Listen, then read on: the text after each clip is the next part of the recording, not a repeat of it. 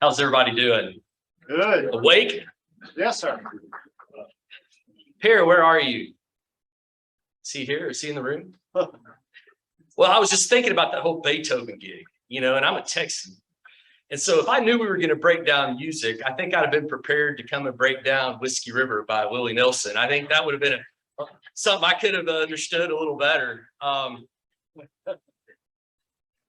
Don't let her memory torture me, right? So it's cool to be here, y'all. And I have some disclosures, but they're not like what the nutrition folks have to do.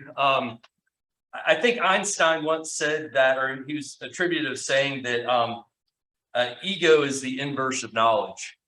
And so often when I get in this work, I think the longer I do it, the less I really feel confident in and less I know a lot of times. And it's been a great ride in order of doing the work that I do. I also want to say is that I think we've gotten way too driven on outputs, and we don't think about how we produce things. And we get pitted against putting something up that's a plant versus an animal, or a solar panel versus an oil well. And what happens is we get in these polarizing arguments in a very binary way, right? And I think it's led to some really bad things. And so I often try not to think about pitting a big farm versus a small farm, or a soybean farmer versus a rancher. I think about how do we look at these systems and make them better? Because we can tangibly do that every day. We get in these big global arguments of how to produce food and how we should eat. And I've just not seen very much progress. So with that said, I have an awesome job. I oversee Lake City Research Center up in northern Michigan. Anybody come to Michigan? If y'all do, come visit. We'd be happy to host you at the farm. I got there in 2009. In 2009, I had a very, kind of an epiphany of wanting to think about looking at livestock differently and raising cattle differently. And so I've had this opportunity to do very demonstrative research, but also, looking at things more intensively. We have about 600 grazable acres at this site. We run about 150 cow-calf pairs, and then our replacement heifers. We've done a lot of grass finishing in that time frame. Some important things is I really want to look at low input ag. And so when I got there, we quit putting out nitrogen. So I've not put any nitrogen out in any of these systems except some annuals for the last 12 years. We generally get about 200 stock days an acre, which would be 6,000 pounds of dry matter per acre, or roughly 6 metric tons of forage per hectare annually is our utilizations. And so we've been really trying to measure what's going on in terms of going from what once was a traditional cattle system into one that is much less reliant on inputs. We're more thinking about soil carbon and what's happening with our emissions. And so we've been measuring a lot. We've been measuring soil carbon, we've been measuring methane, we've been measuring nitrous. And I'm happy to be here and share our work. Just a few pictures of grass and cows, because we've been talking a lot about beef, but I ain't seen much. And so this is just a typical day that we have. We tend to use density pretty well in terms of that, and really think about our recovery periods. We're not bunching those cattle up. That's their native behavior to want to get that way, right? They're still a prey species at the end of the day. When I do use nitrogen, it's in the late fall in our grass finishing systems. This would be a fairly diverse brassica mixture that received 50 units of N. And in October, November in Michigan, where we get 100 inches of snow, which is, I don't ever how many centimeters, but too damn much. We can get feedlot type gains in these systems, where we can get 1.5 kilos a day in these systems, and we get hard gain. We see it in our carcass weights. And so that's just kind of some of the things that we do in that system. So earlier a speaker talked about that timeline, right?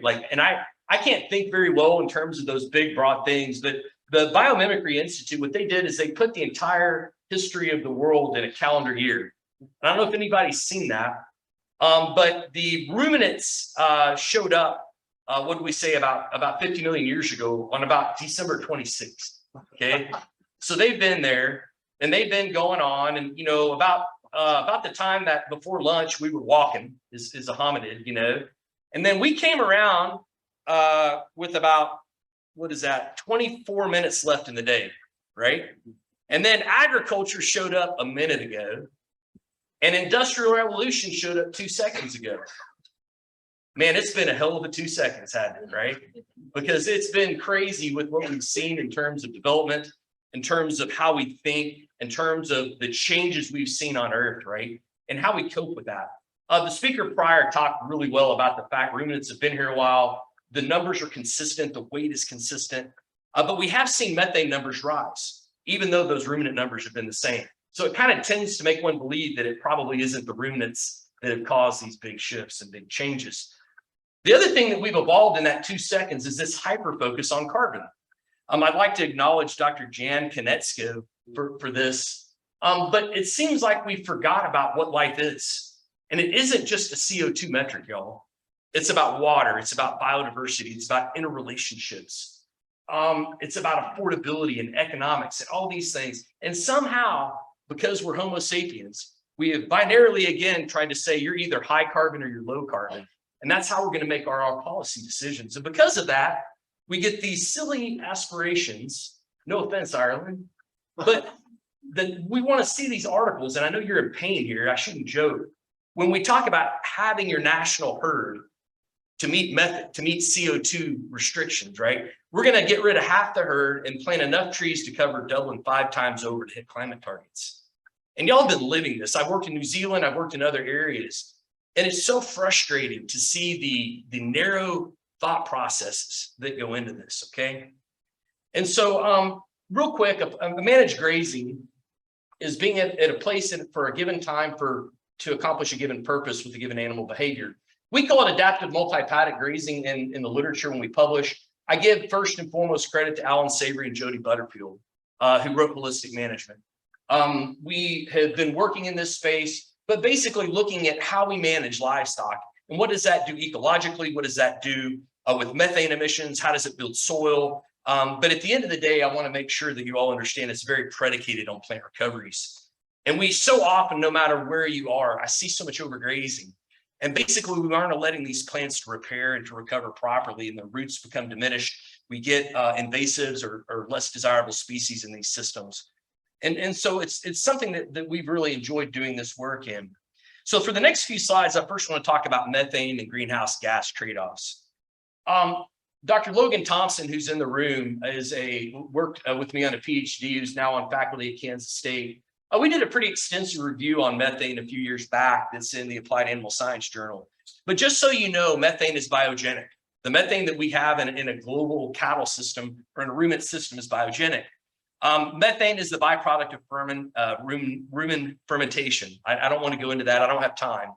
But what I can say is when a cow eructates methane, that methane is broken down by hydroxyl radicals into carbon dioxide and water. That water creates the next rain event. That carbon dioxide molecule creates photosynthesis. It's a circular process. It's been going on for a very long period of time. And so that's something that we need to understand. And secondly, it's also very important to understand that methane is only in the environment effectively for about a 9 to 12 year half-life. But we compare it to carbon dioxide, which can be there for 1,000 years or plus. So we normally use global warming potentials. We use a GWP 100 in all our life cycle assessment. One molecule of CO2 is a molecule of methane is 25 molecules of CO2, the heat trapping ability. And one molecule of nitrous oxide is 300 times that of one molecule of CO2. Are y'all tracking? So nitrous has a 300-fold heat trapping ability than does CO2. Methane is about 25-fold, okay? But the important thing to understand is that methane isn't near as long in the environment, in the atmosphere, as these other greenhouse gases. But we're humans, and so we just think they're all apples, that they're apples and they're oranges and they're bananas and they're all these other things. Such that in a recent paper that was done by the Nature Conservancy, they basically looked at comparing GWP 100 to what's called GWP Star. GWP Star came out of Oxford University and effectively compared those. And they summarized the fact that using GWP 100, which is what we use in all our modeling globally, that it can have a 3 to 4 times higher impact on warming than looking at GWP Star. 3 to 4 times, okay? The use of GWP Star can correct this misestimation. GWP Star was used to evaluate in this situation a 2020 to 2040 global methane budget. And they said that a sustained 0.35% annual decline is sufficient to stop further increases in global temps due to ag methane emissions. This is analogous to the impact of net zero carbon dioxide emissions. A 5% annual decline could neutralize the additional warming caused by ag methane since 1980. Faster reductions have an analogous impact to removing CO2 from the atmosphere.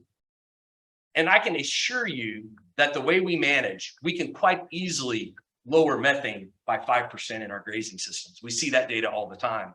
The other thing I would also say is that typically using IPCC Tier 2 equations to estimate methane, our work would often suggest that methane is considerably lower than what these models predict, because we're in a highly functional, highly productive, very high digestibility forage environment.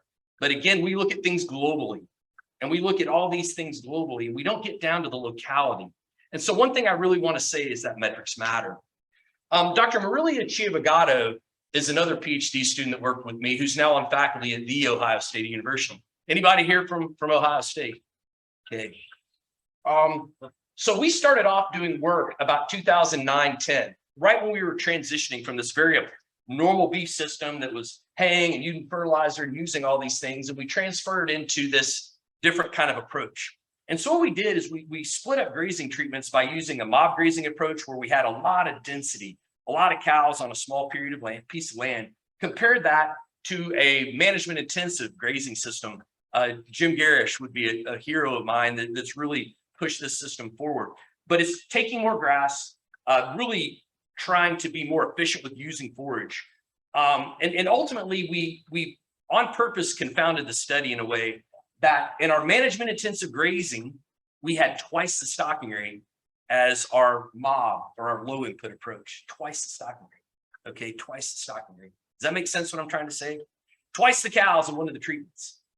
So because methane is so potent, when you look at the overall greenhouse gas effect, would you pretty much then summarize that the cows that had twice, the system that had twice the cows would also have a considerably higher greenhouse gas footprint because of methane? Does that make sense what I'm saying? If I have a system with twice the cows, well, naturally, it's got to be considerably higher. But guess what? They're very close. And the reason they were very close is because the system that had less cows for one reason or another had considerably more nitrous going on. And that bump in nitrous basically offset the system that had twice the cows. And so it's important when we think about greenhouse gas fluxes due to global warming potentials in grazing systems. And that's one thing I would like to bring home. In fact, Marilia has got a paper that's in review right now, and she went through and did R-squared correlations on all the data that came off of that study. She also did some dairy work, but what I want to focus you on is what I've circled. And when you look at CEQ flux, or the carbon equivalent flux, compared to GHG contributions, she actually found that there was a negative correlation to increases in the carbon flux with emitted methane. And what typically she also found then is that nitrous had a much greater impact on influencing those beef carbon footprints, because when we start thinking just about methane, we tend to not account for what's happening with nitrous oxide. So what happens when we take all the cattle off the landscape and we're going to go to plant-based? We're going to require more tillage, we're going to require more plowing, we're going to require more nitrogen in those systems. And those things often aren't accounted for, such that a really great paper that was done in the US by Liebig et al. Actually, through a long-term study, summarized that if he was going to prioritize on what's most important in a beef footprint, it's actually soil organic carbon, followed by nitrous, followed by enteric methane, followed by the soil methane. And so how we think about these numbers matters tremendously, right? It matters tremendously. So we don't even think about soil carbon in LCA, in life cycle assessment. And that's something next I'd like to talk about. This is a former master's student that actually got her PhD at Berkeley and is now working at Colorado State as a research scientist. And what we did is we took data coming off of our site for about 5 or 6 years. And we compared a grass-fed model to a grain-fed model, just the beef finishing component. We started at weaning and followed cattle through the feed yard, and we followed them through our grass finishing system. The beauty of this LCA is we had real data. It was coming from one site. Often when you see LCA data, it comes from multiple studies. The important part about what we did is it started at one place and we followed the cattle all the way through, okay? And so what we found is what you would probably think, that the grain-fed footprint was about 30 to 40% less on a kilogram of beef than the grass-fed footprint. We know that putting grain into livestock make them more efficient, okay? We know that. We can put fertilizer into a corn crop and produce a lot of energy that cattle can convert to lean gain, okay? But the important thing, though, I also want to bring out is that we were using adaptive multi-paddock grazing in our grass finishing systems. And what we actually summarized is that our finishing times and our emissions were 45 to 50% less than what the existing literature said could be done in a grass finishing system. 50% less than what the existing literature meant. And what that also means is that how we manage matters. How we manage matters. And so often we just gloss that component over as well. And so the other thing we did is now we've got a period of time that we've been measuring soil carbon at that site. I wish I was a soil carbon scientist, but I wasn't. I'm learning more every day. I think I'm turning into a poor person's soil carbon soil scientist. But there's the emission footprint on a kilogram of beef. The blue represents grass, the green represents grain. What the hell I was thinking. But what I want to say is that when we built in changes in soil carbon over that period of time, we actually saw that grass-fed beef model go from a net emitter to a net sink. Okay, a few things that I want to be sure about that you understand. Do I need to get closer? Stay close to the mic. Y'all can hear me, right? Is that better? A few things and a few caveats. We completely changed the management of a system. And when you change the management of a system, you tend to get higher bursts of carbon cycling. Okay, I wouldn't expect to see the soil carbon sequestration that we experienced for forever. Okay, the other thing I want to say is that in our models, it takes 1.5 to 2 times the amount of land to get the same amount of beef. And we need to keep that in mind as well, because guess what? When I'm getting 200 bushel corn ground off 200 units of nitrogen, that's a lot of energy. And so there's a reason we have intensive agriculture, and that's because it requires less land. And so there's nothing, we can't have our cake and eat it too, y'all. We've got to be always mindful about these trade-offs. The last study I want to talk about is one that we did in South Georgia. This gentleman he's actually organic in Southern Georgia, the largest whole food supplier in the Southeastern United States. In 1993, he started converting a crop farm into a pasture-based farm under organic principles. So again, no fertilizers, no nitrogen, nothing like that. He uses compost from his packing plant. He brings a lot of hay onto the farm as well. And so what we did is that we actually monitored through a chrono sequence what it might have looked like in this transition period. So what this gentleman will do is he starts, it basically denuded, eroded cropland, and he starts bringing hay onto that system. He'll feed cows on it. He'll bring compost onto it, and then he'll fly in warm season grass seed into that system. He'll continue to graze it, and then over time, he'll bring pork and poultry into those models as well. So he has what we call a multi-species rotation. And so what we did is we went into areas that were new, that were still eroded, like, time zero. And we kind of created a chrono sequence in one point in time. A very, per se, not the best science that you can have for soil science, but how do we bring these stories and these farms to knowledge, right? And so that's what we were trying to do in this situation. And so what we did is that when we looked at the chrono sequence, we actually showed that this rancher was accumulating about 2.29 metric tons of carbon per hectare per year in that system, okay, which is a lot of carbon. And again, he was starting at a really just horrible system that had been cropped and had been really gutted, extracted, and then building it over time. Most any soil health indicator went up linearly in that system. microbial respiration, water stable aggregate. The water holding capacity, we didn't see as big a response, which was interesting. Again, what I did is I took this transition and I applied the carbon to LCA. So we looked at the pigs, the chickens, the cows, everything that was going on. And again, the emission of the farmer compared to a normal farm, a normal industrial type, or I shouldn't even say that word, I don't like that word, but a normal, traditional, conventional type of farm, about twice the footprint, the farmers, the organic farmer, right? But what we found is when we applied the soil carbon to the emission, the green goes way down. My pointer's not working. But the fact is, again, is that farmer dramatically reduced the emission footprint when involving soil carbon. Again, it takes about twice the land in that system as well. And so the point is that we can use tools in the toolbox. We can be really out of the box and thinking. We can regenerate landscapes with livestock. And I think that's a really key component that I'd like to leave you with. And so just as we go, when I put this paper out there, I want to say that the plant-based news people got a hold of it and did a YouTube video and tried to debunk our study. I went through a year of peer review. It sucked. It was awful. It's not awful, but you know how peer review is, y'all. It really was hard to get this published because of the complexity of it. And this person, who I don't think knows anything about animal science, did a video on why he didn't like our paper and put it on YouTube. And within 2 weeks, our paper had 1,000 to 1,500 hits. His YouTube video had like 15,000.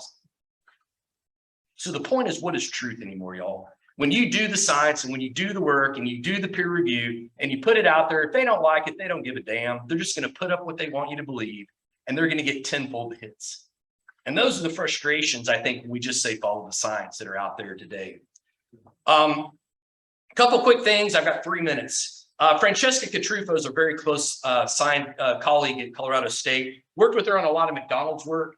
I just want to say that she's done some really good work that's been in science as well. And again, seeing things that are dramatically improving carbon, using tools in the toolbox on the right there, organic amendments, sowing improved seeds, legumes, etc. All things that are dramatically improving cycling in these grazing systems. So the last thing I want to tell you about is a new study that we have. We call it Metrics Management and Monitoring. It's a big group of us. We've got $19 million put together. One of the largest funded grazing trials, to my knowledge. And what we're really after is trying to capture what are the best metrics that are driving ecological improvement in grazing systems. But we're also working with our social scientists to better understand what are driving ranchers' decisions. We're looking at economics as well. We've got a really great team. It's sponsored in part by Noble Research. I also want to say that we've got other, the FFAR, Green Acres, Butcher Box, the Jones Family Foundation as well. The leads on that are Noble Research, Michigan State, and Colorado State University. What I want to say too is that we are looking at every metric as a systems-based project. We have sites in Michigan, we have sites in Wyoming, Colorado, we have sites in Oklahoma. We have intensive metrics that we're scaling up today to remote sensing, but we're also working to have 60 ranked sites involved and really trying to improve the metrics of what's going on. This is the team that we had, 40 people out in the field, all from different diverse backgrounds working together to do science. And I think that's what we need to be thinking about more, is getting out of our disciplinary boxes and rubbing shoulders with people that we don't really know what they're doing, but we're learning at the same time. Just some cool data that I pulled off these sites that we've got. We've already got about 25 eddy covariate flux towers across systems all over the United States today. And what I want to bring your attention to is that on that bottom left, the orange and blue represents sites in Oklahoma. The green represents our site at Lake City, Michigan.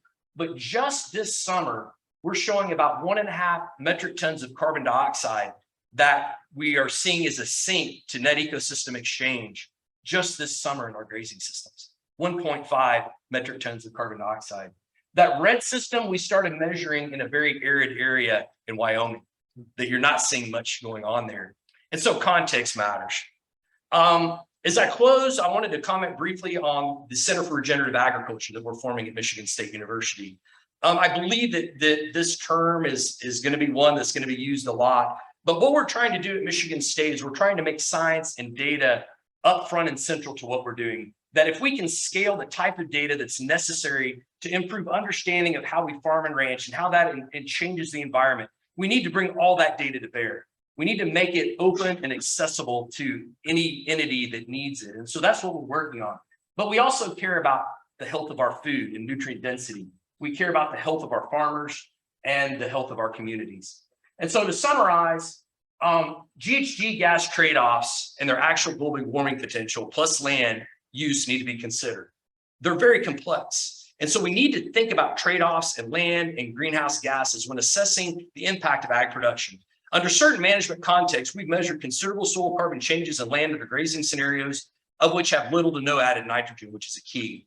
I believe that management matters. And I think more holistic and systematic approaches to quantifying ecological impact of animal ag are needed. Thank you.